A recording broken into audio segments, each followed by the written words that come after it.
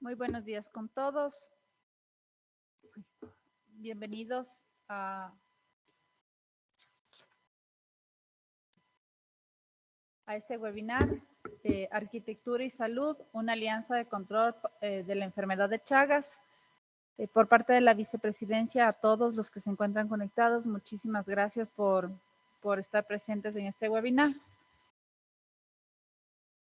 La enfermedad de Chagas, como ustedes conocen, es causada por el Trypanosoma cruzi y este se transmite de diversas maneras, a través de la picadura y heces del triatomino, que coloquialmente es conocido como el chinchorro, con una transmisión vertical de madre a hijo durante el embarazo y a través de transfusiones sanguíneas o trasplantes de órganos. Esta es una enfermedad mortal que tiene una fase aguda y un largo periodo de desarrollo. A nivel mundial hay entre 6 y 7 millones de personas infectadas. Es una enfermedad grave que ha sido un tanto postergada y afecta a las poblaciones más pobres.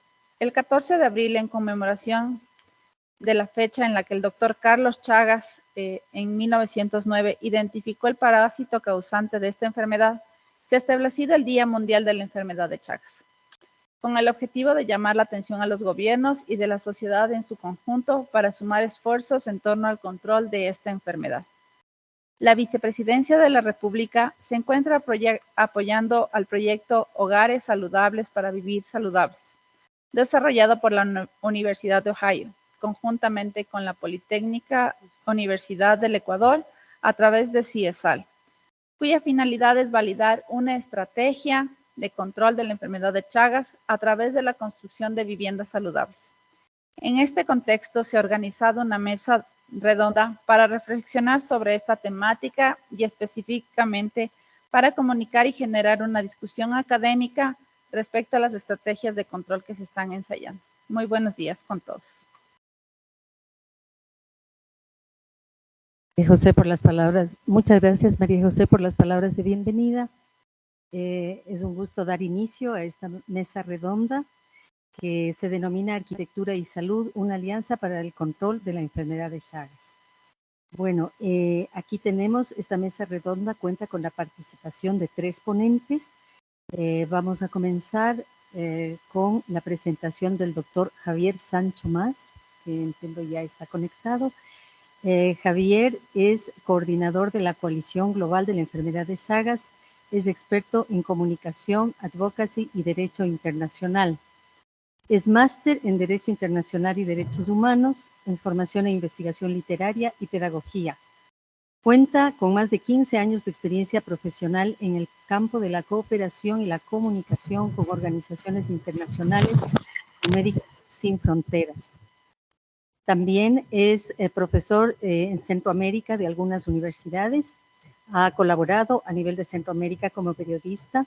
Es docente de la Universidad de Nicaragua y también de ESADE en Barcelona. En Chagas ha sido coautor del libro Chagas Disease, a Neglected Tropical Disease. Y también es autor de diversos artículos y blogs acerca de la enfermedad. Bienvenido, Javier, y bueno, le vamos a escuchar. Antes de eso, quiero decir que cada ponencia tiene que tener una duración de 20 minutos, más o menos, 20 minutos, y vamos a hacer una ponencia después de otra, y al final tenemos una fase de preguntas. A lo largo de las preguntas se las tienen que colocar en el chat, y después, al final de las 3 ponencias, abrimos el espacio para responder a las preguntas. Entonces, comenzamos con Javier.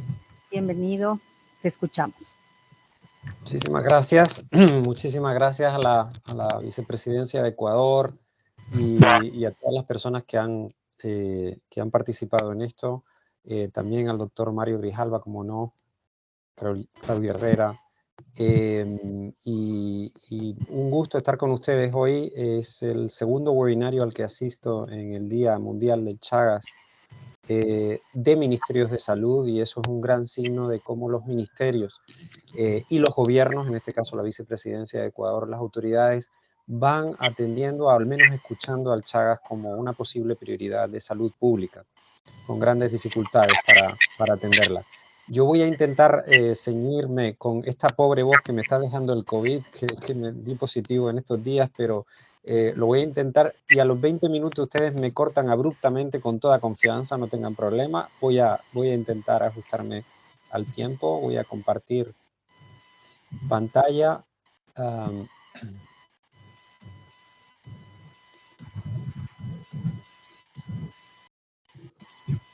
Y ustedes me dicen si la están viendo en estos momentos.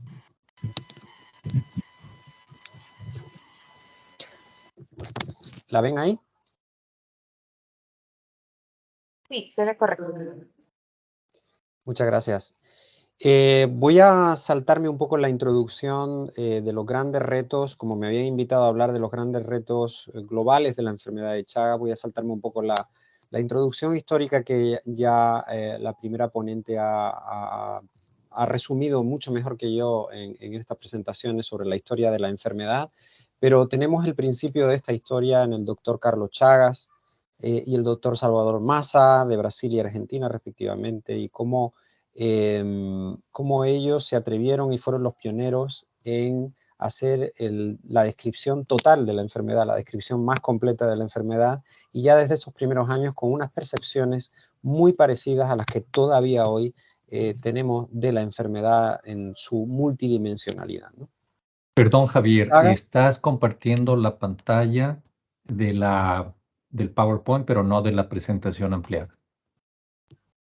Ok, entonces les decía que a nivel global el Chagas presenta ahora, ya no solo podemos hablar de Chagas como una enfermedad endémica de América Latina, de hecho hay una discusión a nivel internacional si la palabra endémica, no endémica, es ya una distinción, una división correcta para una enfermedad que ya tiene una presencia global, pero ciñéndonos a la región, tenemos una de las dificultades más grandes es en la realidad, la dimensionalidad de esta enfermedad. Desconocemos la carga real de la enfermedad, no tenemos datos reales, seguimos trabajando con estimaciones que se basan en estimaciones anteriores que vienen de 2010. Y en estas mismas estimaciones vemos, por ejemplo, en el caso de Ecuador, que había un total de personas con la enfermedad de Chagas en la población general allá por el año 2010 de casi 200.000 personas, ¿no? Y en cuanto a mujeres en edad reproductiva, más de 60.000. Creemos que estas estimaciones están muy obsoletas, que deben de actualizarse y que, por supuesto, el no tener nada más que estimaciones y no tener datos, no tener un buen reporte de datos que nos permita conocer esa dimensionalidad, nos limita muchísimo la posibilidad de una respuesta eficaz contra la enfermedad.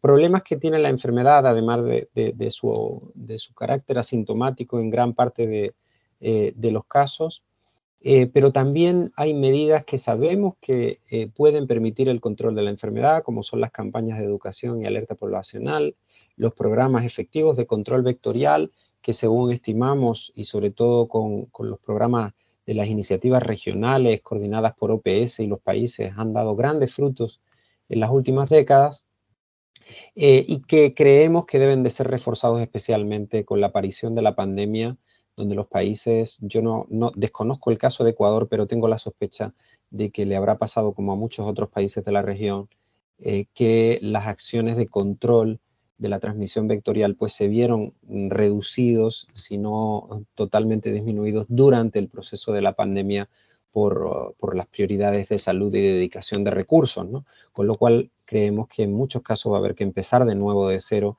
desde los datos que teníamos antes de la pandemia.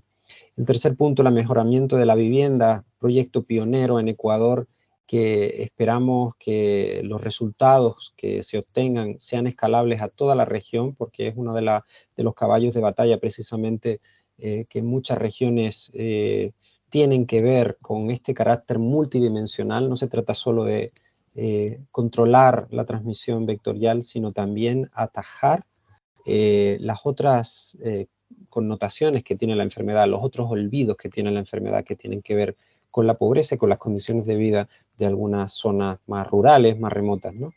Chequeos en bancos de sangre y tejidos, que es una de las cosas que mejor ha avanzado en la región, es decir, quizás sea el lugar donde más se detecta Chagas y casos positivos. Falta que desde los bancos de sangre también se pongan las pilas en facilitar el seguimiento de los casos positivos y no se limiten solo a descartar el caso positivo sin hacer referencia de los mismos. Por supuesto, el control de diagnóstico y tratamiento de los casos de Chagas congénito, que es uno de los pilares en los que en los últimos años se están poniendo todos los focos y gran parte de los recursos internacionales. El control de la transmisión materno-infantil o vertical se ha visto como una posibilidad de, con el liderazgo de la mujer y con el acceso más fluido de la mujer a los servicios de salud, tener la puerta de entrada a llegar a toda la comunidad, inclusive a los casos crónicos de los familiares y de los vecinos, de las mujeres que se están testando en los servicios de salud materno-infantil. Y por supuesto eso permitiría el tamizaje masivo y tratamiento de todos los pacientes crónicos indeterminados o en estado inicial de daño cardíaco. El doctor Jaime Alches de Argentina nos recuerda siempre que un paciente adulto con Chagas es en realidad un niño o una niña no tratado a tiempo, no diagnosticado a tiempo. Y estamos hablando de derechos de acceso a la salud. Con las herramientas que tenemos actualmente no debería de haber excusa para no hacer llegar el tratamiento y la atención integral. Es cierto que los tratamientos son antiguos, es cierto que los tratamientos duran 60 días, que a veces tienen efectos secundarios, que los métodos de diagnóstico a veces fallan, pero sabemos a ciencia cierta que cuando se diagnostican a tiempo, los pacientes de Chagas con estos tratamientos funcionan al 100%. A día de hoy no hay nada mejor que lo que está disponible, ¿no? Y el tratamiento estándar, aunque sigue siendo largo, se están estudiando nuevos regímenes de tratamiento más cortos y tal vez nuevas moléculas que en los futuros años podremos contar, pero hasta entonces debemos confiar en estos tratamientos, también en las formulaciones pediátricas que ya están disponibles y que los países no están pidiendo, quizá por falta de costumbre, por falta de formación a nivel de la administración de dicho tratamiento, pero ahí están. Se necesitan, obviamente, biomarcadores. Para eso, varias organizaciones de la coalición de Chagas que coordino están trabajando en la investigación para que sepamos a ciencia cierta cuándo un paciente se ha curado. La palabra curar de Chagas, sabemos que en términos científicos es una palabra controversial, ya que no tenemos esos biomarcadores que nos lo indiquen. Y sabemos que todo tratamiento debe ir precedido de un diagnóstico concluyente que a veces tarda muchísimo tiempo. La necesidad de hacer 2 pruebas confirmatorias hace que muchas veces los pacientes no vuelvan, incluso las mamás que han sido detectadas con un posible Chagas positivo a veces no vuelven a la consulta con su bebé o incluso embarazada. Muchas de las complicaciones de la enfermedad hace que menos del 1% de las personas infectadas por el Triatomana cruzi son tratadas, siendo el problema principal del acceso al mismo la ausencia de diagnóstico. Y es importante generar evidencias para facilitar el acceso a un diagnóstico sensible y rápido de la enfermedad de Chagas crónica y congénita mediante nuevos algoritmos más prácticos. En Colombia hemos conocido cómo esos algoritmos han permitido aumentar exponencialmente el número de personas diagnosticadas por la enfermedad de Chagas. Estamos viviendo, y esto rememorando a Dickens, el mejor de los momentos y el peor de los momentos al mismo tiempo. ¿Por qué lo decimos así? Bueno, uno, porque la enfermedad ha pasado ya no solo de ser un problema exclusivamente rural o remoto, a ser un problema también urbano, y casi diría mayoritariamente urbano, de local en zonas endémicas de América Latina a ser un problema global. Se han tenido enormes avances en control vectorial, se están teniendo procesos de verificación en los países y ahora mismo hay un consenso global en que ya la enfermedad, si antes se estaba enfocando mucho hacia el vector, ahora debe enfocarse en la atención integral, por supuesto, sin descuidar lo avanzado en el control vectorial.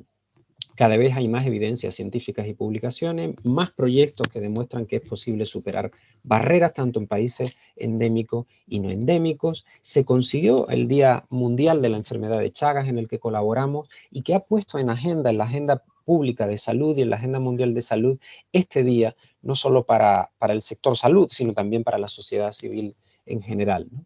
Hay una nueva hoja de ruta de eliminación de enfermedades desatendidas por la OMS y una política de eliminación de la OPS. Los medicamentos del Chagas se están registrando en cada vez más países. Hay disposición, como les decía antes, de medicamento pediátrico. Hay espacios para nuevas iniciativas de información, educación y comunicación, y por supuesto el rol de la Federación Internacional de Asociaciones de Pacientes de Chagas, que sin su voz, sin ponerlas en el centro de ello, de todas nuestras acciones, dichas acciones no tendrían mucho sentido, ¿no? Más actores involucrándose. Tenemos un compromiso de estados, como la Secretaría Iberoamericana para el Control de Chagas Congénito, que fue un compromiso de la Cumbre Iberoamericana, en la que ya hay muchos países involucrados. Creo que Ecuador todavía no forma parte de ese compromiso, me corrigen si me equivoco, pero la idea es ampliar la iniciativa iberoamericana, porque es una gran plataforma no solo de abogacía, sino de una exigencia de que los estados cumplan con su compromiso para al menos el control de la transmisión materno-infantil de esta enfermedad. Y otros proyectos que también se están ejecutando con el liderazgo de Brasil, como el proyecto de Unitaid de Cuida Chagas y de Integra Chagas, que también va en la línea del control materno-infantil. Repasemos muy brevemente cuáles son los grandes objetivos. Estos son los objetivos a nivel regional. Me voy a detener nada más en los objetivos a nivel global. La hoja de ruta de la eliminación de enfermedades de transmisión, de las enfermedades desatendidas, incluye a Chagas como una posibilidad de eliminación como problema de salud pública. Eso no quiere decir erradicación, evidentemente, pero sí quiere decir que como problema de salud pública podría no existir en 2030. Sabemos que esto, en cierto modo, puede ser un brindis al sol, puede ser muy optimista, pero necesitamos metas al menos hasta para frustrarnos si es necesario y reintroducir nuevas metas al llegar 2030, pero necesitamos tener un horizonte claro, ¿no? Y aquí vemos qué es lo que todos los países de la OMS, incluyendo Ecuador, se comprometieron a eliminar en 2030. Veremos que en 2030 se llegaría a un 75% de la población con cobertura de tratamiento y un número de países que sería el 37%, 15 de 41 en total, que han logrado interrumpir la transmisión por 4 vías, la vectorial, la transfusional, la de por trasplantes y la congénita. También vemos que el número de países que habrán logrado verificar la interrupción de la transmisión vectorial domiciliaria sería el 86%, que el número de países que ha logrado verificar la interrupción de la transmisión transfusional sería el 100%, eso gracias al éxito de los bancos de sangre, y el número de países que ha logrado verificar la interrupción de la transmisión por trasplante sería también del 100%, y asimismo sobre la transmisión congénita llegaríamos al 37%, una meta un poco más modesta. La OMS ha identificado, gracias a la colaboración de todas las organizaciones que hemos contribuido en la revisión de esas hojas de ruta, ha identificado algunas medidas cruciales. Una, la abogacía ante los ministerios de salud para reconocer la enfermedad como un problema de salud pública. Todavía hoy nos encontramos en la región de las Américas países que consideran que el Chagas no es un problema prioritario de salud pública en los países.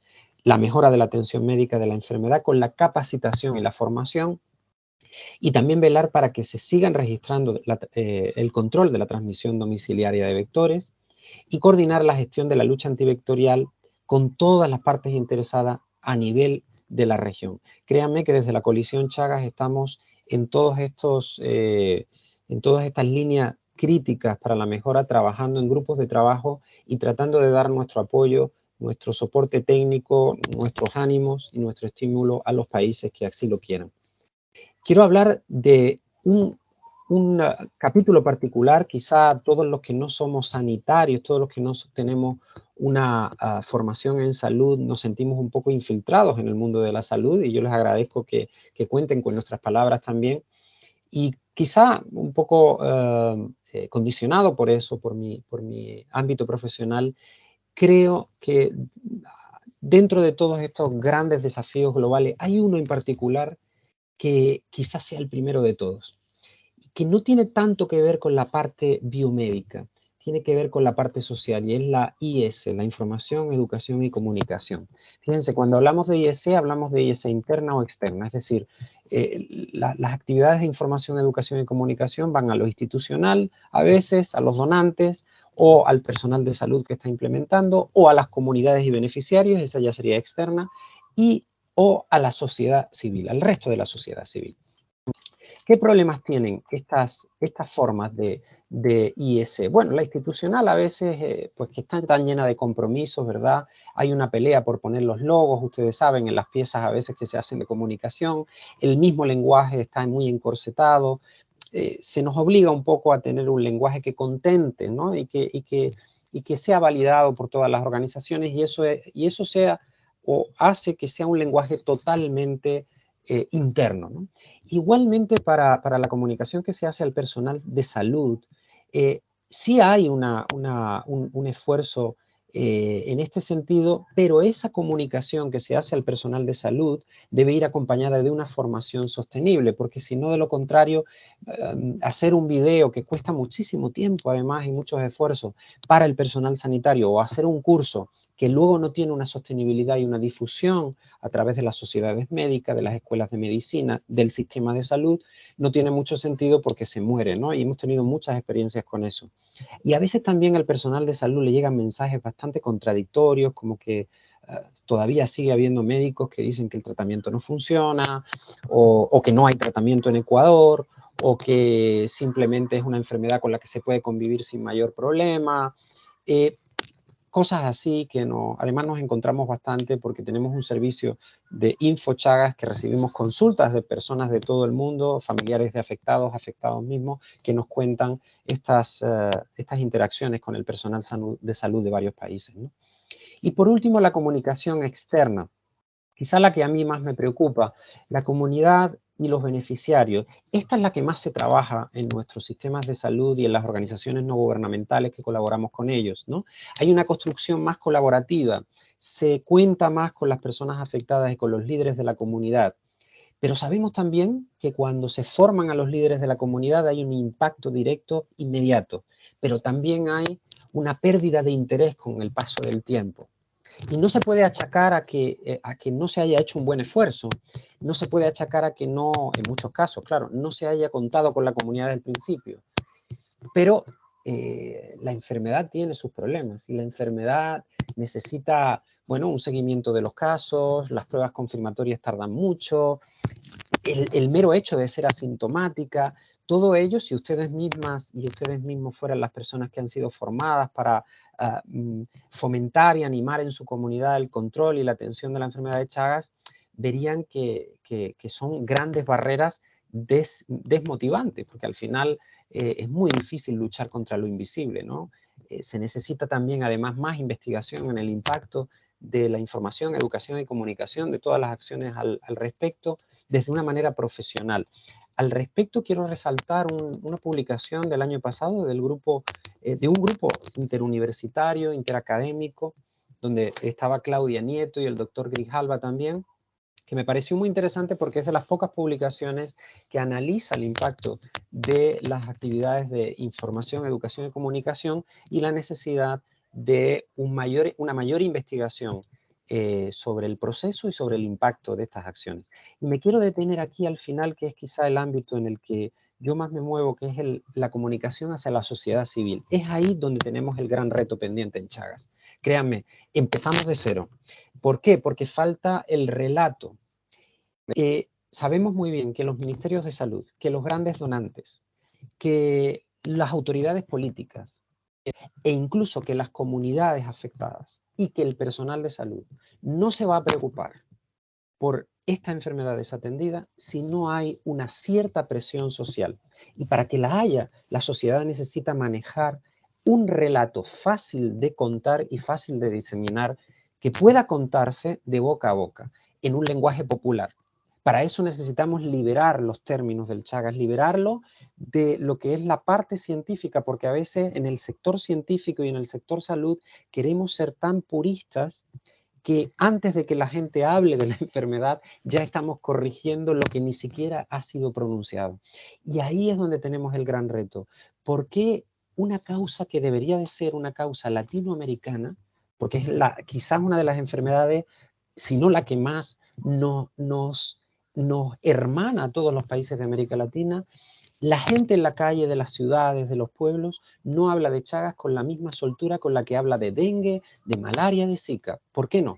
¿Por qué no hemos dejado que el relato de Chagas sea un relato compartido por la comunidad? Bueno, la enfermedad tiene dos metáforas que desgraciadamente nos acompañan desde el inicio, que es invisible y que es silenciosa. Son dos losas.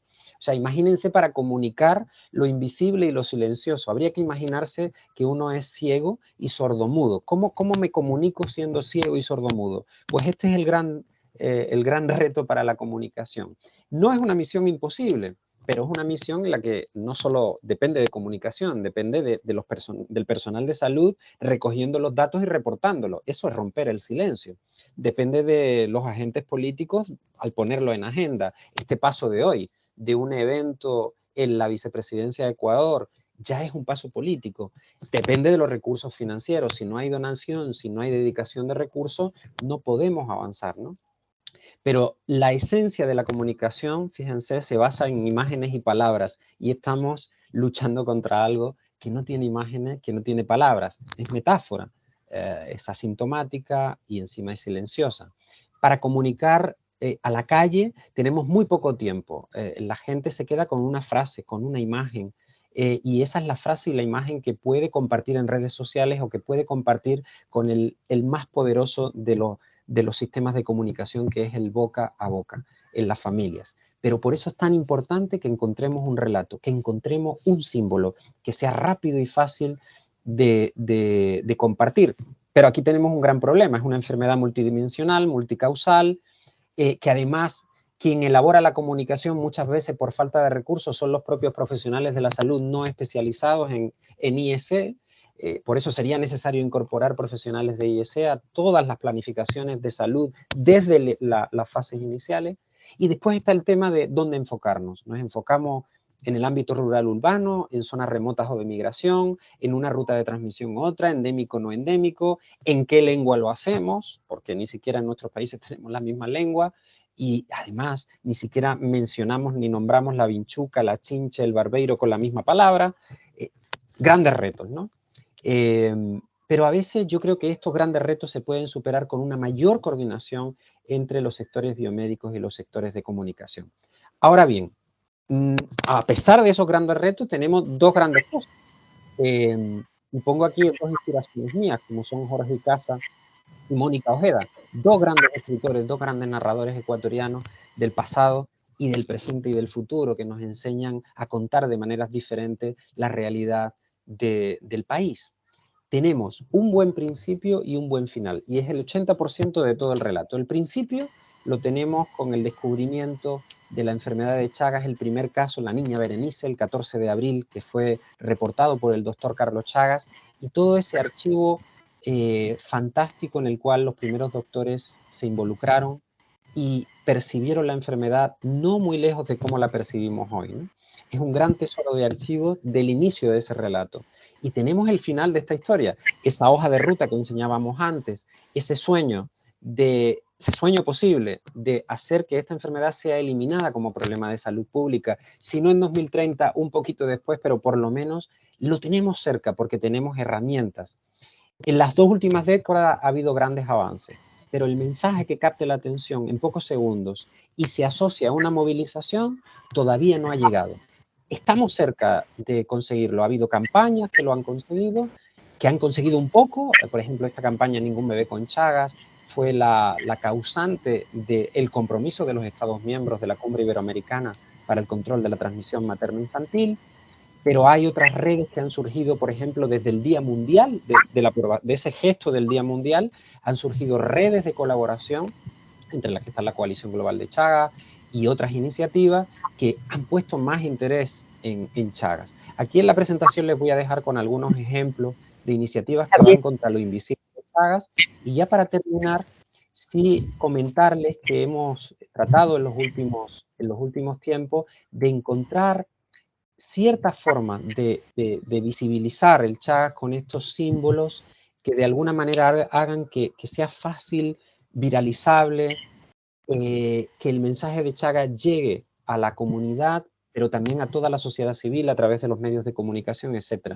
Y ahora tenemos una campaña en la cual vamos a conseguir eliminar la enfermedad. Una campaña que es la camiseta del Día Mundial de la Enfermedad de Chagas. Yo no sé si a ustedes ya les ha llegado esa campaña. Quería mostrársela un momentito nada más, en qué consiste y fomentar que ustedes Javier, también nos porque acompañen estás en el en poder tiempo, utilizarla. tal vez un minuto, estás en el tiempo, si puedes ya ir cerrando, te agradecería. Perfecto, pues les enseño nomás, voy a dejar de compartir aquí y les enseño este videito muy breve que explica a la campaña, a ver si lo puedo hacer y si no pasamos, termino mi ponencia aquí nomás. Javier, nada más una sugerencia, cuando Sí. empieces a compartir el video, por favor marca en la pestaña que se despliega que se comparte el audio también para que podamos Sí. seguirlo. Gracias. Sí, a ver si me Sigue deja. nomás, sigue adelante, es un video cortito, ¿no? Sigue. Sí. Gracias. Lo intento y si no me deja, lo...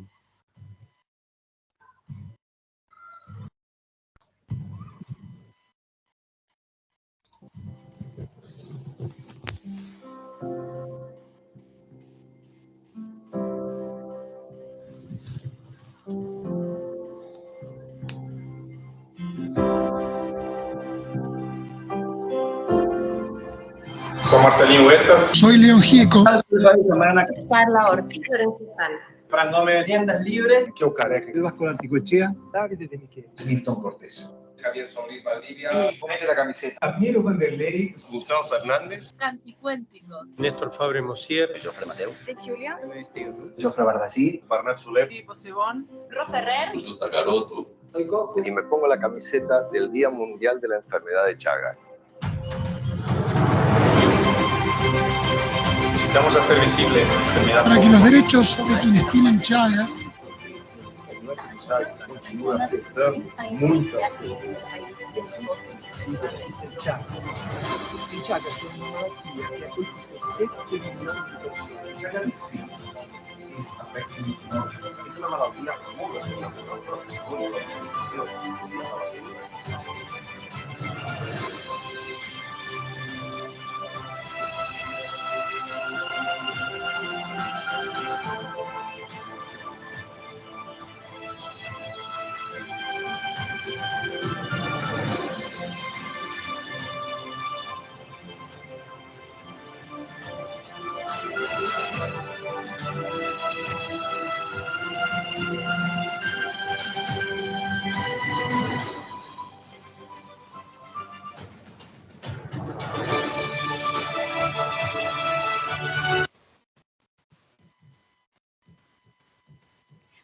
Muchísimas gracias, Javier. Muchas gracias. Muy lindo el video. Gracias. Gracias a ustedes y déjenme decirle que esta camiseta lleva el color aprobado, ese es el símbolo mundial aprobado por las personas afectadas, por las asociaciones de personas afectadas que estamos apoyando y con las cuales también queremos contar ese relato que llegue a la eliminación al final. Muchísimas gracias, Javier. Muy lindo el video.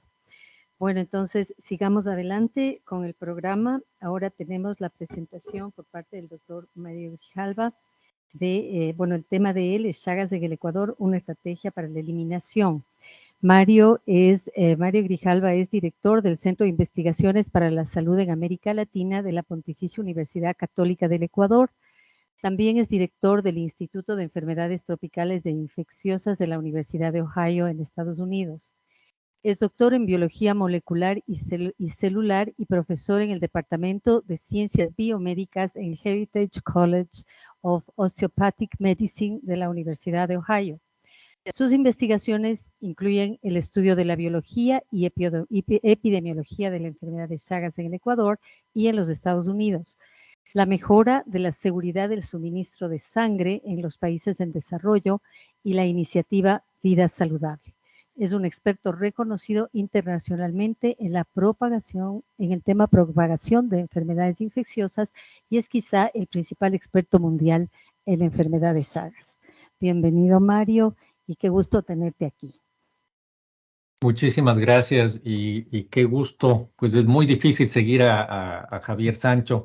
Javier tiene tanta trayectoria, pero estoy muy entusiasmado de poder participar en este webinar y hablar de este tema que es tan importante, un tema que nos une a todos y que debemos aprender a, a que nos potencie todas estas acciones multisectoriales. Javier ya nos había dado una introducción muy importante sobre cómo es que esta enfermedad es una enfermedad que tiene el estigma de ser silenciosa, de ser una enfermedad desatendida y debemos sacarla adelante. Por esto yo estoy muy agradecido por esta iniciativa de la Vicepresidencia de la República y para visibilizar la enfermedad de Chagas en este Día Mundial de la Enfermedad de Chagas. Me voy a permitir compartir unas diapositivas y creo que estoy ahí ya compartiendo, ¿sí? Bueno, como ya nos había contado Javier, la enfermedad de Chagas es una enfermedad que ya se ha extendido a nivel global. La transmisión por parte de los insectos chinchorros se da desde Argentina hasta el sur de Estados Unidos. Sin embargo, por diferentes motivos migratorios y por todos los procesos sociales globales de globalización, de facilidad de trabajo, de migración, etcétera, pues ya se ha extendido por casi todo el mundo. Esto nos lleva a cuestionarnos cuáles son las acciones que hay que tomar, dónde hay que priorizar las actividades para lograr la eliminación de la transmisión de Chagas. Y esto es un reto muy grande para todos. Este es un mapa producido por el Ministerio de Salud Pública del Ecuador hace algunos años, donde se muestra que en Ecuador casi el 70% del territorio tiene un nivel de riesgo muy alto o alto en términos de transmisión. Esto incluye prácticamente todas las provincias de la costa, las partes tropicales de las provincias de la sierra y prácticamente toda la Amazonía del Ecuador. La transmisión en el Ecuador se da por los chinchorros, principalmente unas 9 especies de chinchorros son consideradas como especies de importancia epidemiológica. Concentrémonos ahora por un momento en la provincia de Loja, al sur de Ecuador. Este es un ejemplo muy importante de cómo la investigación científica llegue desde lo básico hasta lo aplicado y se convierte en política pública. En este mapa de la provincia de Loja se puede ver una serie de círculos. Estos círculos representan localidades, pequeñas comunidades, principalmente rurales en la provincia de Loja. Aquellas que tienen color representan las diferentes especies principales que están en esta zona. Y se puede ver que está sumamente extendida la presencia de estos chinchorros. Y esto se correlaciona muy bien con la presencia de casos también en la provincia. Sin embargo, es muy difícil estimar exactamente cuántas personas están infectadas, ya que hay muchas dificultades, muchos retos en cuanto al acceso de la población de toda esta provincia al diagnóstico y al diagnóstico de la enfermedad. Entonces, no se sabe a ciencia cierta, como lo dijo Javier, cuántas personas están infectadas. Lo que tenemos es un estimativo, pero sí sabemos que de las aproximadamente 100 localidades donde se realizó este estudio, 68% de estas localidades tenían chinchorros en las casas. Y esto es algo que es sumamente claro y fácil de ver. Donde hay chinchorros, hay riesgo de transmisión de la enfermedad de Chagas. Estas son las especies principales de chinchorros. Para quien no les ha visto, pues los chinchorros son insectos que de ley chupan sangre, no pueden vivir sin chupar sangre, pero son generalistas. A un chinchorro no le importa si se alimenta de una rata, de un ratón, de un gato, de un perro, de un niño, de un adulto. Inclusive se alimentan de gallinas, se alimentan de pájaros en sus ecotopos silvestres, donde viven en el bosque, también se alimentan de todo tipo de mamíferos, zarigüeyas, zorros y otros armadillos y otro tipo de insectos. Entonces, este es el reto principal para la prevención de Chagas, porque mientras no logremos interrumpir la transmisión a través de los insectos, vamos a seguir generando casos de Chagas, vamos a seguir generando nuevas personas que estén afectadas por la enfermedad de Chagas. Y los efectos de estos son efectos de largo plazo. Una persona que se infecta ahora es una persona que se convierte en una bomba de tiempo, digamos, para el sistema de salud, en una bomba de tiempo para su propia familia y para su comunidad, porque en cualquier momento puede desarrollar un Chagas crónico y este Chagas crónico le va a causar efectos profundos en su salud, efectos grandes a nivel del impacto social de no poder trabajar o de morir de manera temprana. De manera que debemos trabajar mancomunadamente para interrumpir la transmisión de Chagas. ¿Y por qué está la enfermedad de Chagas en la provincia de Loja? ¿Por qué hay tantos chinchorros en esta zona? Es porque las familias viven en condiciones como las que están en esta foto. Esta es una foto donde hay iluminación interna de una casita típica de la provincia de Loja, donde podemos ver que hay paredes de adobe. Estas paredes tienen grietas y en estas grietas se esconden los chinchorros. También están por abajo de la cama, están entre las cobijas, están atrás de estos muebles o rumas de ropa o de otras pertenencias que difícilmente pueden moverse y están acá esperando hasta la noche, donde salen y se alimentan de las personas y vuelven a esconderse. Como pueden ver aquí hay un solo foco. Este foco provee poca iluminación, las ventanas no proveen suficiente iluminación, por lo tanto los habitantes de una vivienda como esta no se dan cuenta de quién les está picando si no pueden ver a estos insectos. Y los insectos se meten a la casa en las rejas que hay, en los espacios que hay entre el entre el techo y la pared, o por las ventanas que no tienen ninguna protección, o por las puertas, y esto les permite vivir con las personas. Este es el problema que tenemos que afrontar.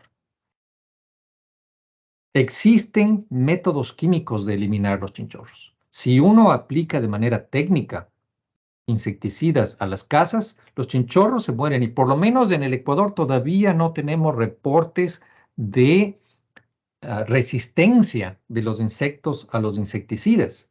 Sin embargo, cuando se aplica insecticidas a estructuras como la que están en esta diapositiva, este efecto residual del insecticida dura máximo 3 meses en las mejores condiciones. Y luego de eso, los chinchorros pueden volver a colonizar esta casa. De manera que de que sería necesario visitar cada casa en la provincia de Loja una vez al año y aplicar insecticidas para lograr que haya un control de la enfermedad.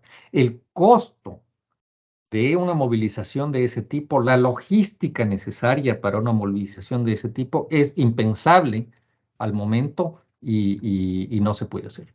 Es por esto que debemos buscar nuevas alternativas. En esta gráfica, que es un poco técnica, pero que es muy importante, podemos ver el mapa de una comunidad. Esta es la comunidad de Huara en el 2008 y las casas en verde son casas donde no se encontró chinchorros y las casas en rojo, aquellas donde sí se encontró chinchorros. Todas estas casas recibieron insecticidas y en el 2010, miren, nuevamente las casas tienen chinchorros. Es como que no se hubiera hecho nada. Todas estas casas en el 2010 recibieron insecticida y nuevamente en el 2011, miren, nuevamente casas en rojo y en el 2012, pese a haber recibido insecticida, nuevamente hay casas en rojo. Estos son los datos que nos permiten ver que a través de estos 4 años en estas comunidades, la presión de la presencia de los chinchorros es muy alta y esto lleva a la transmisión de la enfermedad. Este es el problema que debemos afrontar en la provincia de Loja, dentro de otros problemas, pero este es en el que nos estamos concentrando ahora. Porque mientras las familias vivan en condiciones de vulnerabilidad y no puedan romper este ciclo de pobreza crónica, van a seguir viviendo en estructuras que no les protegen ni de la enfermedad de Chagas ni de muchas otras vulnerabilidades que tienen. Esto causa un deterioro del bienestar psicológico y emocional de las familias que, además de esta carga de enfermedad, sufren de marginalización y abandono. Este es un impacto que comienza en la familia, que se extiende a la comunidad, al cantón, a la provincia y al país y que contribuye de gran manera a mantenernos en este estatus de país en desarrollo, porque no podemos salir de estos problemas. Una vez que ya contamos con la información biológica, epidemiológica, sabemos lo que hay que hacer, sabemos que hay que informar a las personas, sabemos que hay que cambiar las viviendas, sabemos que hay que aplicar insecticidas, todo esto lo sabemos, pero el momento de aplicar estos conocimientos a las comunidades, lo biológico, médico, biomédico se queda corto. Necesitamos entender profundamente el contexto humano en el que viven las poblaciones vulnerables. Necesitamos saber cómo es el modo de vida rural, cómo son las organizaciones comunitarias, cantonales, regionales, cuáles son los saberes, las habilidades y las fortalezas de esta población, cómo son los medios de atención de salud, la estructura y el uso de la vivienda, la educación, cuáles son las motivaciones y aspiraciones de la gente. Y este no es conocimiento que pueda ser generalizable, es un conocimiento local, es un conocimiento que empieza desde el punto de intervención que debe ser la familia. Y de ahí debe extenderse hacia los otros estamentos. Y es así que desarrollamos la iniciativa Viver Saludable, que es un modelo para el control y prevención de la enfermedad de Chagas a largo plazo en comunidades rurales del Ecuador, mediante la mejora de viviendas y el desarrollo socioeconómico sustentable, con 3 puntales de intervención: salud, desarrollo económico e infraestructura. Así que, pues sobre esto hemos estado trabajando durante los últimos 14 años y hemos desarrollado más de 100 proyectos multidisciplinarios de investigación en estos temas que nos han dado ya una película clara de qué es lo que hay que hacer, cuáles son todos estos otros aspectos sociales, además de los aspectos biomédicos y de salud. Y esto nos lleva a un proceso de intervención, un proceso de investigación que nos lleva a intervenciones. Estas intervenciones son implementadas, evaluadas y se convierten en sujetos nuevos de investigación. Y así hemos ido acumulando todo esto y la píldora es que hay que evitar el contacto entre los insectos transmisores y las personas. Esto es posible hacerlo y es indispensable para eliminar la enfermedad de Chagas del Ecuador. Así que, bueno, esto es lo que quería compartir con ustedes. Muchísimas gracias.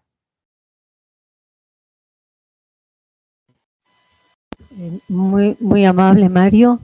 Muchísimas gracias por tu explicación. Entiendo que eso espero que haya muchas preguntas, te van a pedir muchas ampliaciones de toda esa larga experiencia que has tenido y que realmente es un privilegio para el Ecuador que sea aquí donde se haya desarrollado todo esto. Bueno, vamos a seguir con la siguiente intervención de María José Carrasco. El tema de ella es Iniciativa Vivir Saludable, Construyendo Salud Juntos. María José es investigadora asociada al Centro de Investigación para la Salud de América Latina de la Pontificia Universidad Católica del Ecuador. Se desempeña como docente a tiempo completo en la Facultad de Arquitectura, Diseño y Artes en la misma universidad y es subdirectora de la iniciativa Vivir Saludable. Es doctora en Biociencias, Antropología y Arquitectura por la Universidad de Durham en el Reino Unido. Posee una amplia experiencia en el desarrollo de nuevas metodologías de la investigación aplicadas a la generación de ambientes saludables. Sus investigaciones se centran en el estudio de ambientes saludables, estilos de vida, evaluación de espacios y ambientes comunitarios desde una perspectiva de género. Bueno, adelante María José, bienvenida a esta mesa. Te escuchamos. Bueno, muchísimas gracias por la presentación. Gracias al CICEAL, a la Vicepresidencia por organizar este webinar. Estoy muy contenta de estar aquí y bueno, les estoy compartiendo mi pantalla. Creo que mi presentación va a ser un poco más corta en vista para como respetar el tiempo del webinar, entonces voy a correr un poquito. Como Mario nos explicó, nosotros tenemos esta iniciativa que tiene 13 ramas principales. Yo les voy a hablar de un proyecto dentro de la parte de infraestructura. Nuestro proyecto se llama Hogares Saludables para Vivir Saludable y se concentra principalmente en investigar y en proyectos de implementación relacionados a viviendas y a sus alrededores para mejorar la calidad de vida de todas las personas de las 3 comunidades en las que trabajamos. Nosotros trabajamos con estudiantes de extranjeros, universidades ecuatorianos, principalmente de la Universidad Católica, y personal de, por ejemplo, del Ministerio de Salud, como pueden ver en la foto de la derecha. Bueno, primero les voy a contar un poco de cómo empezó la parte de arquitectura dentro de la iniciativa Vivir Saludable. Tenemos una línea del tiempo que va desde el 2011 y los proyectos de los que les voy a ir contando van a ir apareciendo el año en una línea del tiempo que está en la parte de abajo de la pantalla. En el 2012 fue la primera vez que nosotros fuimos como equipo de arquitectura a las comunidades. Y entonces lo primero que hicimos, que queríamos hacer fue una evaluación de todas las casas y de su estado de deterioro. Para eso hicimos un levantamiento espacial, como pueden ver en la pantalla, y íbamos de casa en casa dibujando todo lo que veíamos. Identificábamos materiales y también tomábamos las dimensiones de las ventanas, que es muy importante porque, como les dijo Mario, estos insectos son sensibles a la luz. En general nos dimos cuenta que la mayoría de ventanas de las comunidades eran muy pequeñas. Otra cosa que hicimos en el 2012 fue un levantamiento fotográfico. Tomamos fotos generales de las casas y también de detalles específicos. Todo eso nos sirvió para después hacer un análisis del deterioro. Para el análisis utilizamos es una hoja de Excel que se autocalcula. Entonces a cada uno de estos elementos que ven le asignamos un porcentaje de deterioro.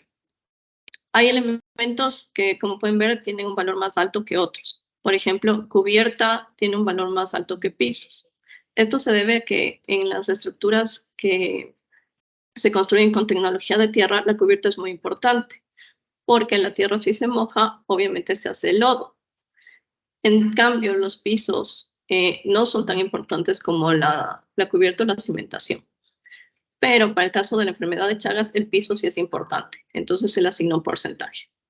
Una vez que realizamos todo el análisis de deterioro de las 3 comunidades, se estableció que un deterioro hasta el 15% era una reparación menor, que quería decir, por ejemplo, enlucir paredes y pintarlas. Del 15 al 30% de deterioro era una reparación mayor, que quería decir que teníamos que reconstruir una parte de la casa. Y más del 30% quería decir que teníamos que reconstruir la casa completamente. Una vivienda de tecnología constructiva en tierra que tiene más del 30% de deterioro es demasiado costoso reconstruir. Es mejor construir una vivienda nueva. En general, todas nuestras comunidades, más del 50% necesitaban ser reconstruidas, todas las casas, desde cero. Entonces, lo que queríamos hacer es cómo pasar de esta casa que ven a la izquierda, que es una casa tradicional, a una vivienda mejorada, que es la de la derecha, que es nuestra propuesta. Entonces, lo primero que voy a ir en orden de cómo se construye la casa. Lo primero que hicimos fue tener una cimentación de hormigón ciclópeo que sea un poco más alta, que tenga un sobrante del nivel de la tierra. Eso evitaba que si es que llovía, toda esa agua sube por las paredes por capilaridad. Después, nuestras paredes de adobe siempre estaban enlucidas por dentro y por fuera. Tenemos un sistema especial para que se pueda enlucir con cemento y no se caiga ese enlucido de las paredes de adobe. También tenemos un sistema de ventanas de triple protección y de puertas de doble protección. Las puertas tienen la parte usual de las puertas, que es la parte de madera, y tienen una puerta que se regresa todo el tiempo, que es de malla. Las ventanas tienen la parte de vidrio que se abre hacia adentro, la parte de madera que se abre hacia afuera, y tienen una parte de malla que no se mueve. Estas dos cosas hacen que sea más difícil que los insectos entren en la vivienda. Después tenemos un sistema de cerchas de madera para la estructura del techo. Nosotros decidimos utilizar madera porque es un material que las familias saben trabajar con madera. Y es un material que si hay algún daño, ellos pueden reparar. Otra cosa importante de nuestro modelo es que sobre las cerchas nosotros tenemos una especie de cielo raso. En este caso de la construcción en las comunidades es de triplex cubierto con chova, que es un impermeabilizante. Esto permite que cuando ponemos la teja sobre el cielo raso, los chinchorros no puedan pasar entre la teja, ni los insectos, ni tampoco hojas o polvo. Y todo eso contribuye a que la casa sea más fácil de limpiar y que sea un poco sellada hacia los insectos que están afuera. Y luego de hacer la vivienda, nosotros tenemos esta intervención en lo que nosotros llamamos el peridomicilio, que es lo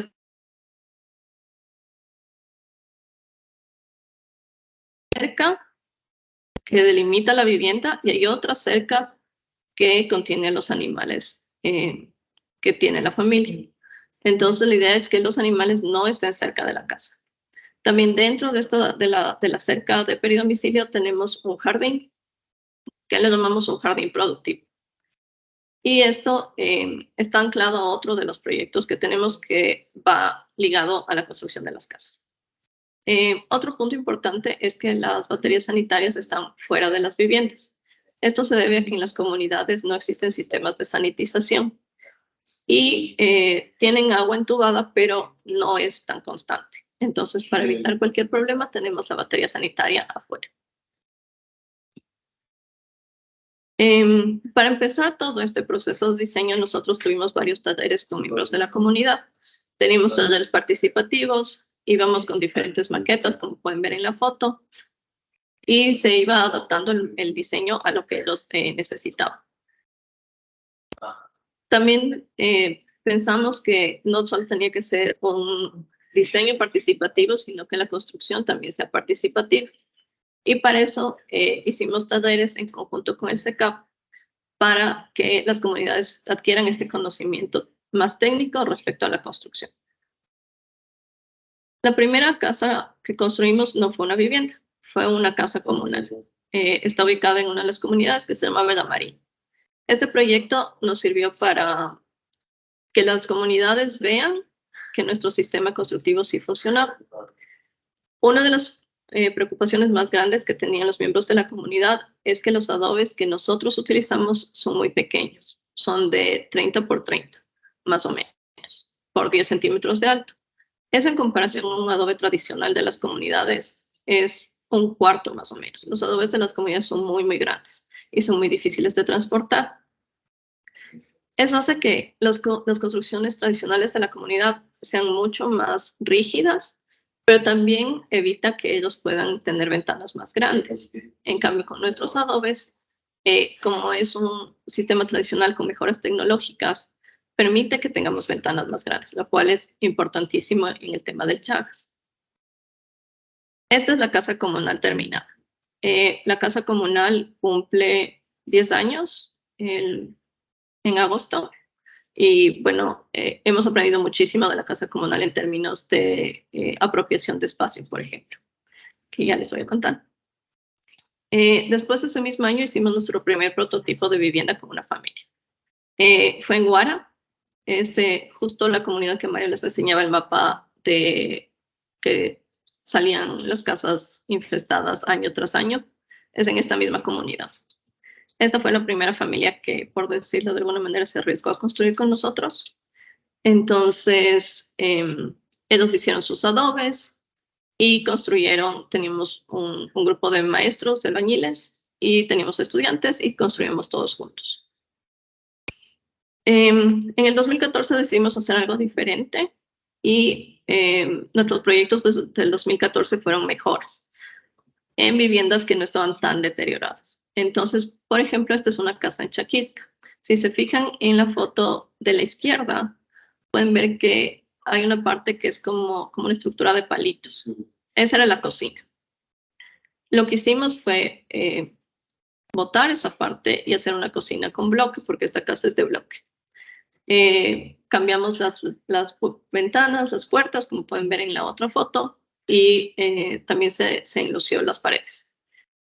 Esta era una de las casas que necesitaban solo reparación mayor, no reconstrucción. Y bueno, a lo largo de los años hemos construido 8 casas. Esta es una de las últimas casas que construimos. Es una familia en Bella María. Son como 8 chicos que tienen. Y esta es bueno, todas las familias han sido muy importantes para nosotros, pero sabemos que como desde la academia no podemos llegar a todas las familias de las comunidades. Entonces decidimos dar un paso más, que fue el año anterior. Para hacer nuestra prueba de concepto, desde la parte de investigación, necesitamos tener muchas más casas intervenidas. Y para eso necesitamos alianzas. Además de las que ya tenemos, necesitamos más alianzas. Entonces, en el 2022, el año anterior, empezamos a trabajar con el Ministerio de Salud Pública, con la Vicepresidencia, con el Ministerio de Desarrollo Urbano y Vivienda, y fortalecimos nuestro trabajo con el GAT de Calvas, que es donde están las comunidades. Empezamos este proyecto de construir casas en conjunto con el Midubi para poder ampliar y escalar nuestro proyecto. Aquí pueden ver más o menos lo mismo que ya les expliqué de las cosas específicas, los elementos específicos que tenemos en nuestras casas para impedir la infestación por chinchorros. Y esta es una planta arquitectónica de nuestra vivienda. Esta vivienda es la que vamos a construir con el Midubi. Es diferente a las que hemos construido antes. Hay cambios que se le han hecho y que se han negociado entre el Midubi y nosotros. Han sido varias reuniones y bueno, nosotros hemos aprendido muchísimo de cómo se hacen los procesos desde el gobierno central. Ellos han aprendido del Chagas y hemos llegado a este consenso para construir este modelo, este prototipo, que es un prototipo mejorado entre las dos instituciones. Como pueden ver, es muy parecido a las fotos que han visto, pero sí tiene algunos cambios, como por ejemplo que el baño está dentro. En este corte también se puede ver el baño, pero se puede ver que hay cosas que se mantienen y son cosas que no se pueden cambiar si es que estamos hablando de Chagas. Por ejemplo, se mantiene el enlucido, se mantienen las ventanas con protección, porque eso es crucial para que los insectos no entren en las viviendas.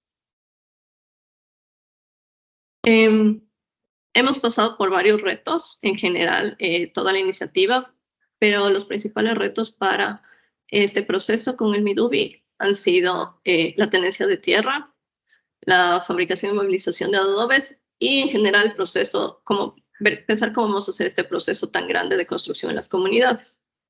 En cuanto a la tenencia de tierra, ha sido complicado porque en estas comunidades rurales no tienen necesariamente un título de tierra y ese es un requisito del Midubi para construir. Entonces ha sido todo un proceso con los gobiernos descentralizados para sacar estos papeles. En cuanto a los adobes, ha sido complicado porque bueno, el invierno no permite hacer adobes siempre, pero también porque tenemos instaladas un par de fábricas en las comunidades y hay que mover los adobes hacia el sitio de construcción. Y eso requiere toda una planificación logística. Bueno, y para terminar, quisiera como recordarles que lo que dijo Mario, que nuestra iniciativa es un proyecto holístico, que tenemos diferentes ramas. Y, por ejemplo, para mencionar las 3 ramas que están ancladas al proyecto de casas. El proyecto de casas principalmente es de la rama de infraestructura. Pero todo el proceso tiene un acompañamiento social que se enfoca en mejorar las prácticas de salud de las familias. Se enfoca en tener una lista de chequeo. Tenemos un técnico en campo que va cada 3 meses a las casas con una lista de chequeo y revisan que se han asoleado las cobijas, que se ha limpiado la casa, que el peridomicilio esté limpio. Y de desarrollo económico, como les decía, esto de los jardines productivos es una forma de que las mujeres, que tradicionalmente son las que se quedan en las casas, en estas comunidades, participen en cosas productivas y que generen aportes económicos a sus familias. Hay mujeres que con los excedentes de sus jardines productivos hacen aliños y los venden en la feria, y con eso, por ejemplo, apoyan a sus hijas que están en la universidad. Entonces, sí, una casa sí cambia las vidas de las personas, pero nosotros podemos construir cualquier casa si no tenemos todo el resto de proyectos alrededor de nuestro proyecto de construcción. No va a funcionar. Y eso creo que es muy importante entender, que por eso nosotros tenemos un proyecto interdisciplinario y siempre buscamos colaborar. No solo dentro de la universidad como otras carreras, sino a nivel interinstitucional. Hemos aprendido un montón del MIDUBI, del Ministerio de Vivienda, del GAD, y eso es como muy, muy chévere. Y bueno, para terminar, como retomar algo que dijo Javier, que me parece muy importante, que es la parte de derechos. La vivienda es un derecho y la salud también es un derecho. Y esta vivienda está enfocada en las dos y tiene implicaciones mucho mayores. Yo sé que a los niños se les hace más fácil estudiar porque tienen un ambiente más iluminado. O las mujeres pierden menos tiempo en limpiar su casa, porque barrer un piso de tierra no es lo mismo que barrer un piso de cerámica o de hormigón pulido. Entonces, sí, son cambios muy importantes para las comunidades. Sí, creo que con esto quiero cerrar.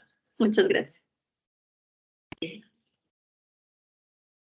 Gracias, María José, por la presentación. Entonces, ahora en este momento abrimos el espacio de preguntas. Hay preguntas que se han mandado al chat. Le voy a pedir a Mit que por favor nos dé lectura a algunas de ellas. Si es que también dicen a quién van dirigidas. Tenemos un espacio. Perfecto. Son preguntas dirigidas en su mayoría al doctor Grijalva. La primera inicia: ¿qué parámetros se establecen para el control de reservorios naturales en esa región? Tenemos que pues estar conscientes de que en las áreas endémicas del Ecuador, en las áreas que están por debajo de los 2.000 metros de altitud, los chinchorros mantienen un ciclo de vida en áreas silvestres. Y ese ciclo de vida en áreas silvestres no lo vamos a poder manejar, no lo vamos a poder cambiar. Los chinchorros están asociados a ardillas, están asociados a nidos de pájaros, están asociados a armadillos, a zarigüeyas, y esto no lo vamos a poder cambiar. Esto ha sido así desde hace cientos de miles de años, literalmente, y no lo vamos a poder cambiar. Lo único que podemos hacer es modificar las áreas donde las personas están asentadas. Entonces, los parámetros principales para evitar que haya una transmisión debe ser el mantener todas las fuentes de alimento para los chinchorros alejadas de la casa, del área peridomiciliar inmediata de la casa. Entonces, si es que los animales están alejados, si es que las gallinas están alejadas, los chinchorros van a llegar a los gallineros, van a llegar y se van a alimentar de las cabras, o se van a alimentar de los cerdos, o se van a alimentar de otros animalitos. Pero si están lejos de la casa, eso no constituye un problema de salud pública, no constituye un problema de transmisión de la enfermedad de Chagas a las personas. Entonces, esa es una manera de hacerlo. Es muy común en las áreas rurales del Ecuador que las gallinas se mantienen en estructuras que están adosadas a la casa o que están inmediatamente atrás de la casa o que están en nidos que se ponen las cuchas o los nidos de las gallinas que se ponen inclusive adentro de la casa. Este tipo de práctica atrae a los chinchorros a estas fuentes de alimento y de ahí, pues si está digamos, una gallina en un nido y hay ahí, digamos que 50, 100, 200 chinchorros, el momento en que la gallina deja de poner, de estar ahí porque se fue a buscar alimento afuera o se hizo caldo de gallina, pues esos chinchorros salen a buscar alimento de donde puedan. Esa creo que es la mejor respuesta que puedo dar a la pregunta. Muchas gracias. Gracias, Doc. La siguiente pregunta es, ¿qué tipo de insecticida es el indicado para eliminar el chinchorro? Igual para el doctor Grijalva. Sí, hay muchos tipos de insecticidas que son utilizados en prácticas agrícolas, en prácticas de salud pública. No son los mismos y los insecticidas que se utilizan para la agroindustria, los pesticidas para cultivos no deben ser utilizados dentro de las casas. Esta es una práctica que puede causar muchas enfermedades, muchos problemas de salud a las personas. El insecticida que es más utilizado es un piretroide que se llama la deltametrina. Esta deltametrina es producida por la compañía Bayer y se puede conseguir en el Ecuador. La formulación más importante es una formulación que se llama polvo humectable, el cual se pone en los aspersores de insecticida y es como cuando uno mezcla talco en agua que no se diluye, sino que se queda suspendido. Y el momento que se aplica de manera técnica, hay que calcular para que la bomba deje 25 miligramos de compuesto activo por cada metro cuadrado. Entonces, esa es la recomendación de la Organización Mundial de la Salud para el control de triatominos dentro de las viviendas. La siguiente pregunta. En la estrategia para el control vectorial de Chagas, ¿se debería solamente usar insecticidas, solamente construir nuevas casas o readecuarlas, o hacer una complementación de las dos prácticas? Para esta pregunta voy a pedir a Javier Sancho que responda, ya que él pues habló de este tema. Bueno, sin ser el experto, ¿verdad? Yo creo que en eso Mario es mucho más que yo, por supuesto. Pero creo que ambas acciones son compatibles, ¿no? Es decir, el control vectorial, como bien dijo Mario, no vamos a erradicar el vector, pero sí se puede controlar al menos su entrada en los domicilios. Desgraciadamente, no, en aquellos lugares precisamente donde no se ha podido mejorar la vivienda, ni este fantástico proyecto. Por ejemplo, yo ahora estaba viendo la presentación de María José y viendo la estructura de las nuevas casas, y para mí esa es, cuando me refería antes a que la enfermedad de Chagas tiene que ser una causa de salud latinoamericana, quizá la primera causa de salud latinoamericana, y en la que realmente podía hermanar en una estrategia regional a todos los países. No me refiero solo a hacer llegar el tratamiento o a hacer llegar el insecticida, sino precisamente a mejorar las condiciones de vida de las personas de zonas que han estado deprimidas en sus condiciones de vida durante mucho tiempo. Obviamente, siendo realista, todavía queda mucho tiempo para que muchas viviendas sean cambiadas. En ese impasse, el rociado siempre va a ser necesario. Y también supongo, yo no sé, en estas nuevas casas, si ustedes, tanto Mario o María José, tienen experiencia de si hay comparativamente, si ha sido necesario el rociado en estas nuevas casas, o si lo ha sido, supongo que lo habrá sido mucho menos que en las casas anteriores, ¿no? En las casas de adobe y teja, perdón, y de caña que hemos conocido, ¿no? Pero en principio ambas estrategias siguen siendo indispensables, pues. Y a nivel general, el rociado está en las guías de recomendaciones de la OPS para los países de las Américas como la principal arma contra contra la transmisión vectorial. Para continuar en la misma línea del proyecto mencionado, hay otra pregunta. ¿Cuánto tiempo deberíamos esperar para obtener resultados en relación a la meta planteada, que es la eliminación vectorial de Chagas, una vez construidas las casas? Muy buena pregunta.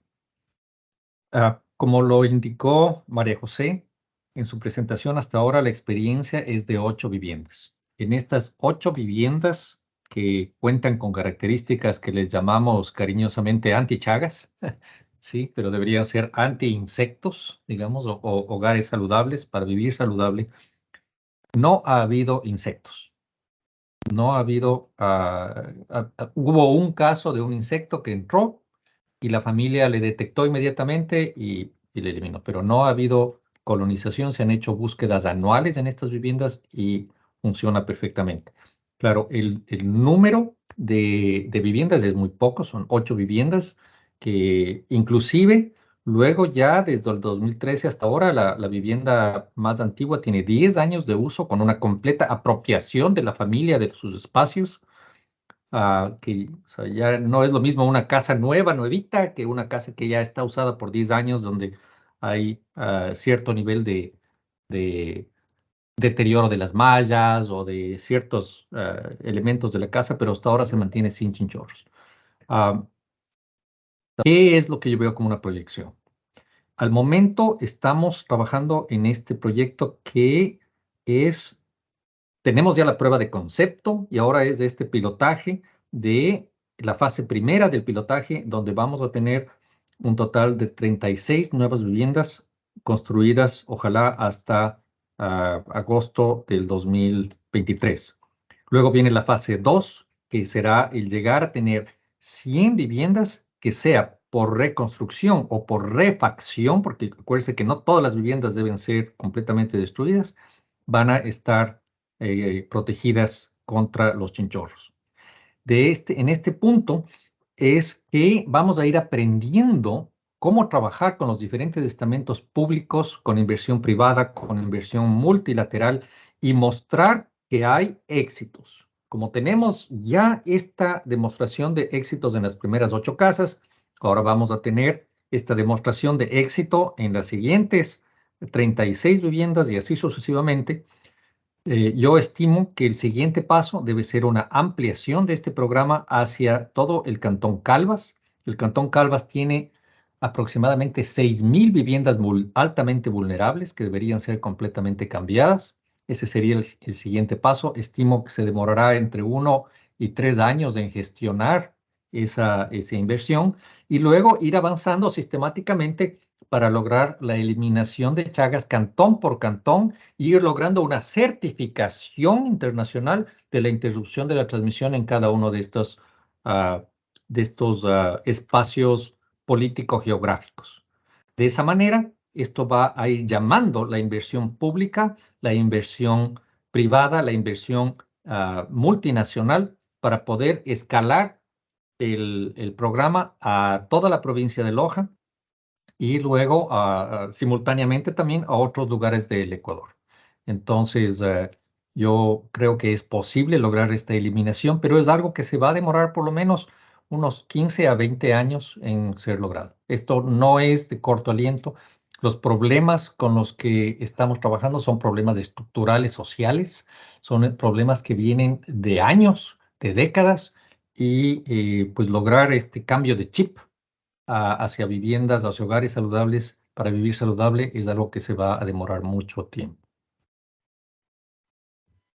En relación al proyecto, se ha mencionado que es un proyecto holístico. Algunas personas preguntan, ¿cuál es la participación de la comunidad en la mejora de la vivienda y las acciones sanitarias en relación al proyecto mencionado? María José, por favor. Bueno, hasta el momento las comunidades, todas las familias han estado involucradas en la construcción de sus viviendas. Eso hicimos un estudio hace algunos años específicamente sobre la casa comunal, y los resultados dieron que para las familias y para las personas de estas comunidades es mucho más fácil esa apropiación espacial cuando están involucrados en el proceso de construcción. Entonces, las familias siempre han estado involucradas en la construcción. También, bueno, estuvieron involucradas desde el diseño participativo desde el 2013 y actualmente tienen un pequeño poder de decisión sobre, sobre sus casas. No mucho, por lo que nos vemos limitados a un prototipo de vivienda por cuestiones financieras, pero pueden escoger algunas cosas de sus viviendas, entre esas, y que es algo muy importante para ellos, es el color de la pintura. Internamente no tienen mucho esa libertad. Pueden escoger entre colores claros porque es necesario que sea un color claro para que el chinchorro sea identificado más fácil y más rápido, como nos comentó Mario en esta casa, que entró un insecto, se lo identificó muy rápido porque las paredes son blancas. A nivel de pintura de exterior, ellos pueden escoger el color y eso sí ayuda en el proceso de apropiación. Y bueno, están ligados a todo el proceso. Las familias son las que hacen los adobes. Normalmente, como que los hijos adolescentes son los que les apoyan a sus papás en la realización de los adobes. Por ejemplo, ahorita estamos en la fabricación de adobes para esta construcción que es mucho más amplia con el Midubi.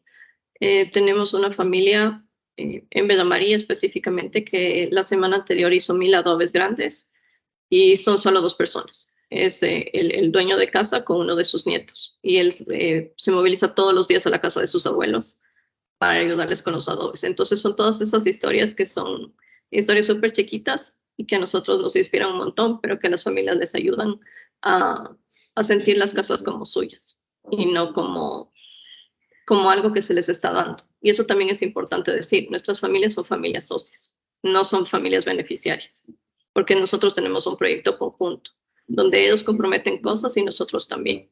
No es que nosotros llegamos y damos cosas, porque así no funciona nuestro proyecto. Entonces sí, creo que siempre están involucrados. Los chicos han estado, especialmente los de Bella María, han estado involucrados en la construcción desde chiquitos, porque nosotros hicimos los adobes de la Casa Comunal de Bella María en la escuela de Bella María, y cuando ellos salían de clases se pasaban por la construcción, que era como en términos urbanos como una cuadra, digamos.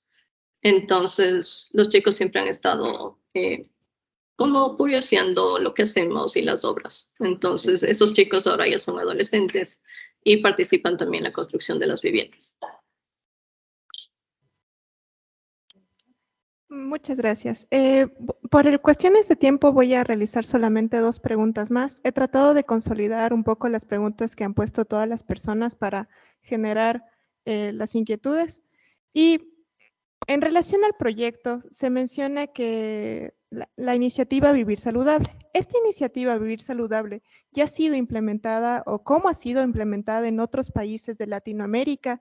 Y además de implementar en otros países de Latinoamérica, una vez implementada en Loja, ¿cómo se procederá en otras zonas del país?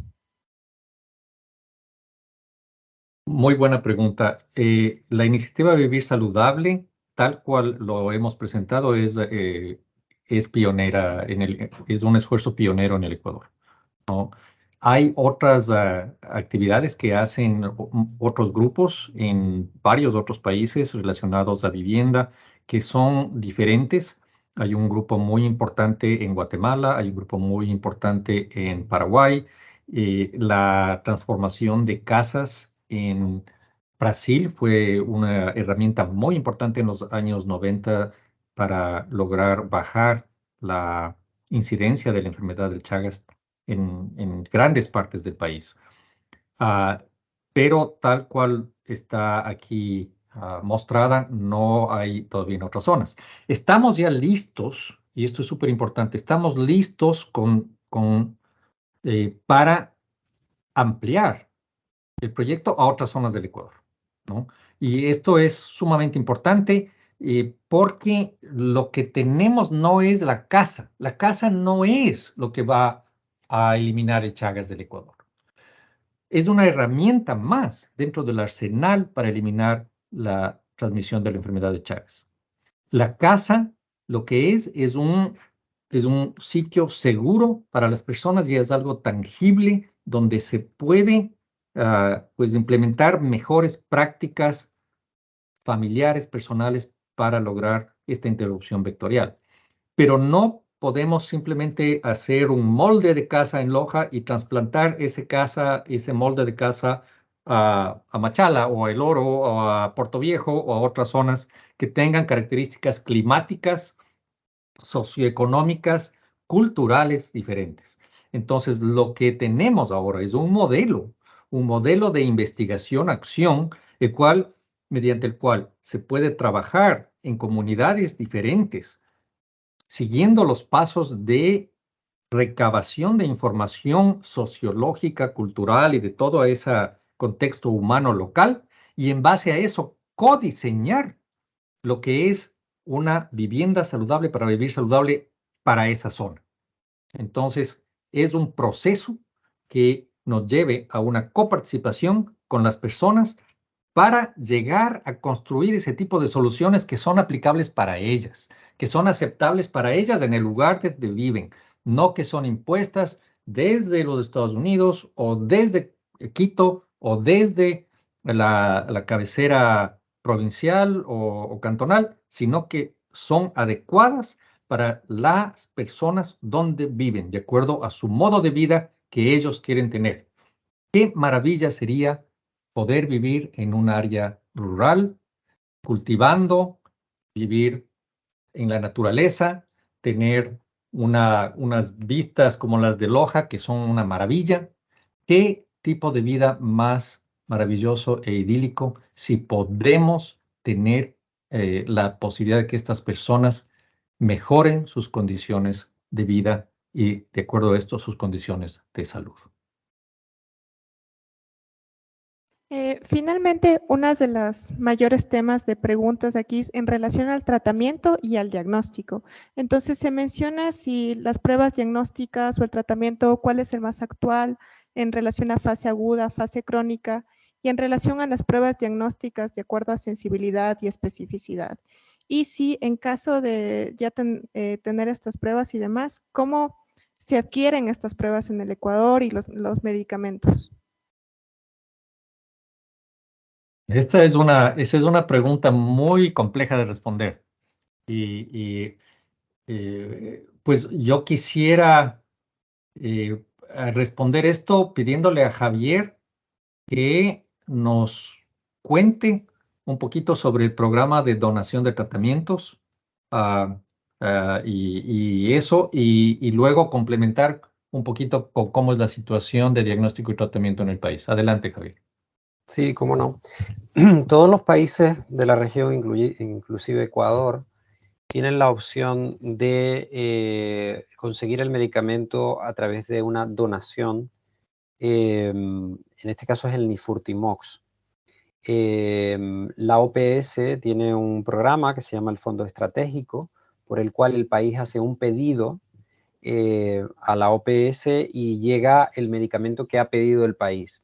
Que este sistema de planificación y pedido está teniendo varios problemas. Uno, los países no responden en tiempo y forma algunas veces, y hay que tener en cuenta que todo el proceso de petición de un medicamento hasta que llega al país tiene que esperar el proceso de desarrollo, de producción. Es algo que además estuvimos tratando en la reunión anual de Coalición de Chagas en Medellín hace poco, porque veíamos que había cierto desconocimiento y olvidamos a veces lo largo que puede llegar a ser el proceso de pedir un medicamento, y más un medicamento para una enfermedad desatendida que no está disponible en el mercado privado.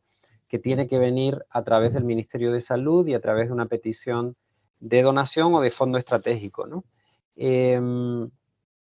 Hay varios momentos en el año en que OPS le pide al país que haga su pedido.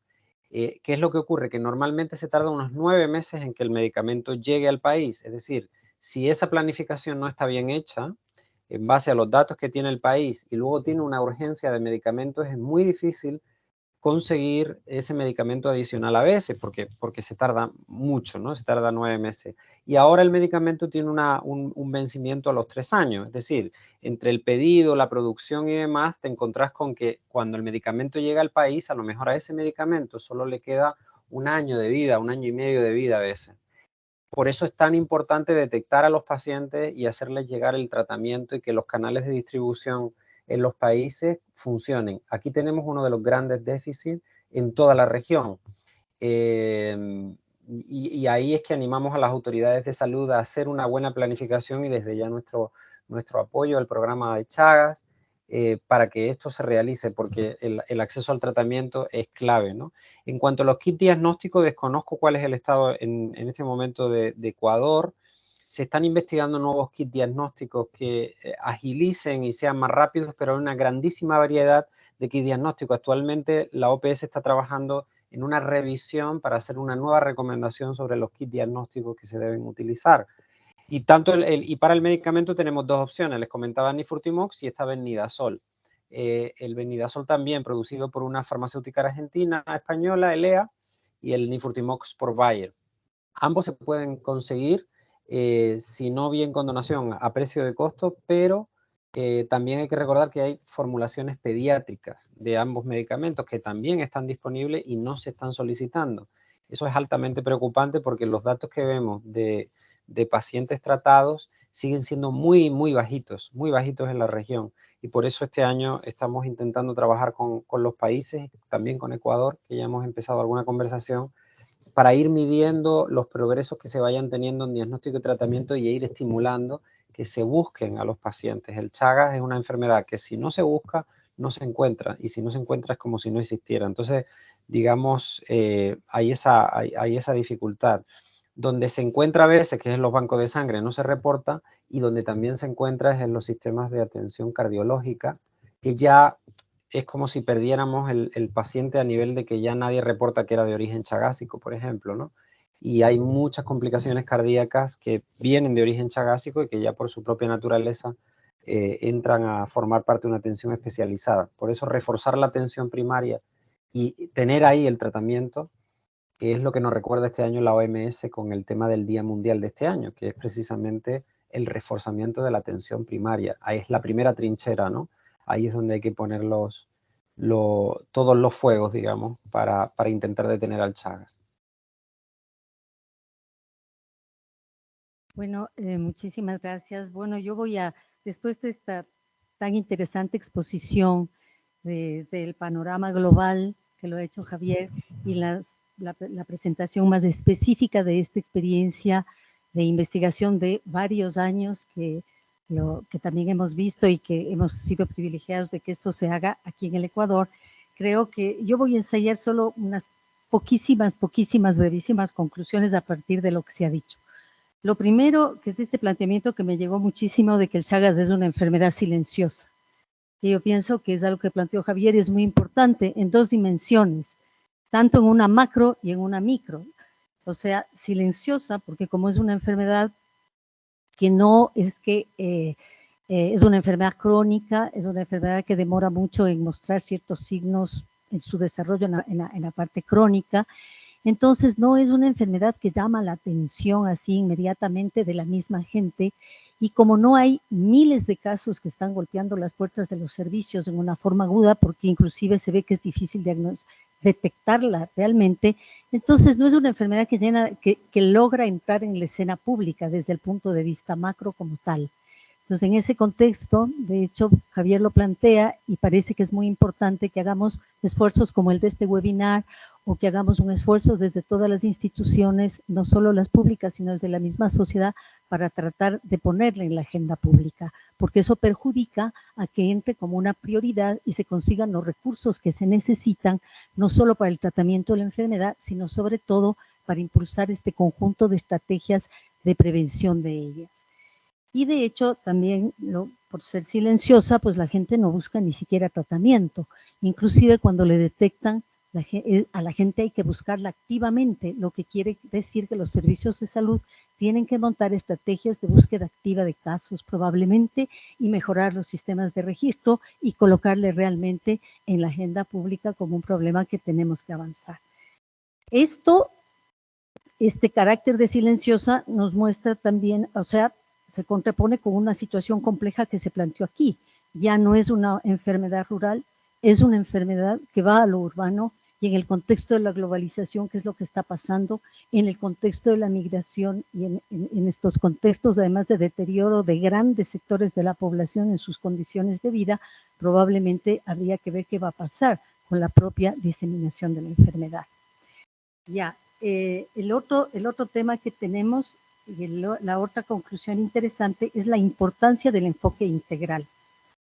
En eso enfatizó muchísimo Mario y las tres presentaciones, en que este no es un problema que puede enfrentarse aisladamente, ni solo con el tema de la construcción de las casas, que es algo fundamental, ni solo con el tema del control de vectores, ni tampoco con el tema del tratamiento o la detección específica en los bancos de sangre o en los espacios materno-infantiles. Es integral porque tiene que ver con las condiciones de vida y tiene que ver con la forma de vida de la gente. O sea, eso se ve muchísimo por lo que el proyecto nos está mostrando. Es construir la casa, pero está articulado a una situación económica. Esa casa habrá que mantenerla. Habrá también que invertir y calcular un presupuesto para poder mantenerla en condiciones adecuadas que permita hacer una barrera entre el hábitat humano y el chinchorro. El chinchorro no entra en el hábitat humano cotidiano. Ese es el eje, ¿no? Más o menos del análisis. Pero también eso pasa a ser una prioridad cuando la gente tiene resueltas otras cosas de su vida, cuando la gente tiene resuelta la alimentación, cuando tiene resueltas otras necesidades que parecen para cada familia son prioritarias y a veces la calidad de la casa, el mantenimiento de la casa pasa a ser secundario, ¿no?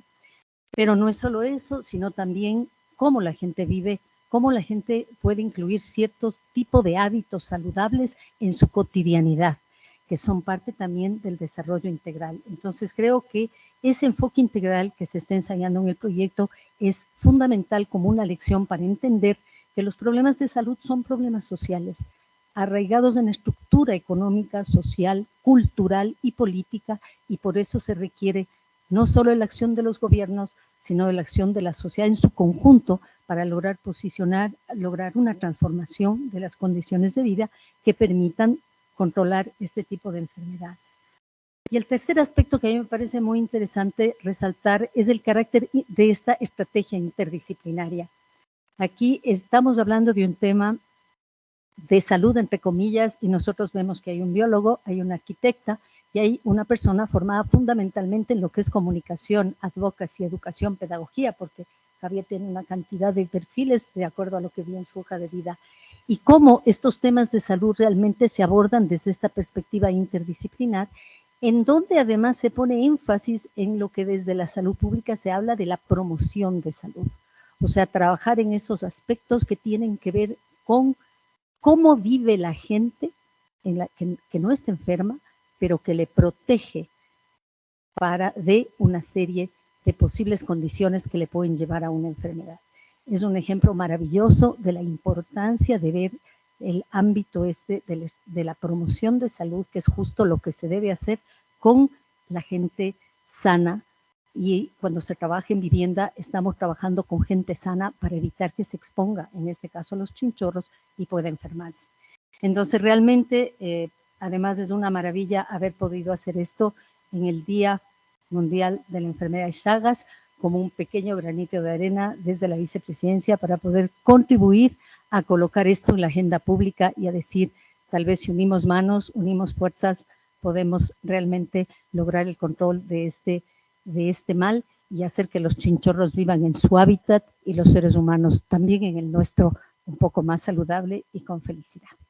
Eso es, yo les quiero agradecer muchísimo a la colaboración que hemos tenido para organizar esto, a los expositores, y bueno, y decir que bueno, vamos a seguir adelante y ojalá tengamos una nueva oportunidad para contarles ya cómo hemos ido avanzando en este proyecto y cómo en algún momento pues puede incluirse esto en una política nacional y sea realmente parte de la agenda del gobierno como una política nacional después de evaluar muy bien el impacto de la vivienda saludable en el control de la enfermedad.